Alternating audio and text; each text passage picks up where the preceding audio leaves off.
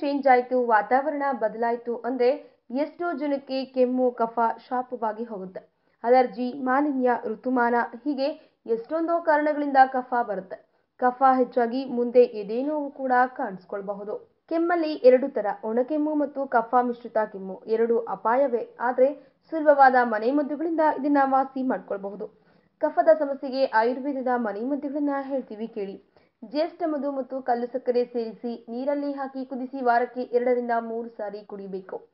ಇನ್ನು ತುಳಸಿ ಎಲೆಗಳನ್ನ ನೀರಲ್ಲಿ ಹಾಕಿ ಕುದಿಸಿ ವಾರಕ್ಕೆ 2 ರಿಂದ 3 ಮಾಡಿ ಕುಡಿದ್ರೂ ಸಹ ಕಫದ ಸಮಸ್ಯೆ ದೂರವಾಗುತ್ತೆ. ಇನ್ನು ಬಿಸಿ ನೀರಿಗೆ ಸ್ವಲ್ಪ ಉಪ್ಪನ್ನ ಬೆರೆಸಿ ಬಾಯಿ ಮುಕ್ಕಳಿಸೋದ್ರೂ ಒಳಿತು. ಇನ್ನು ಬೆಳ್ಳುಳ್ಳಿ ಚೆನ್ನಾಗಿ ಸುಟ್ಟು ದಿನಕ್ಕೊಂದು ಹೆಸಳು ತಿನ್ನೋದ್ರಿಂದಲೂ ಕಫ ವಾಸಿಯಾಗುತ್ತೆ. ಈ ವಿಡಿಯೋ ಬಗ್ಗೆ ನಿಮ್ಮ ಅನಿಸಿಕೆ ಹಾಗೂ ಅಭಿಪ್ರಾಯಗಳನ್ನು ನಮ್ಮ ಕಮೆಂಟ್ ಬಾಕ್ಸ್ನಲ್ಲಿ ತಿಳಿಸಿ. ಈ ವಿಡಿಯೋನ ಲೈಕ್ ಮಾಡಿ, ಶೇರ್ ಮಾಡಿ ಹಾಗೂ ಮತ್ತಷ್ಟು ಆಹ್ಲಾದಕರ ಮತ್ತು ಆರೋಗ್ಯಕರ ಸುದ್ದಿಗಳಿಗಾಗಿ ನಮ್ಮ ಯೂಟ್ಯೂಬ್ ಚಾನಲ್ ಅನ್ನು ತಪ್ಪದೇ ಸಬ್ಸ್ಕ್ರೈಬ್ ಮಾಡಿ.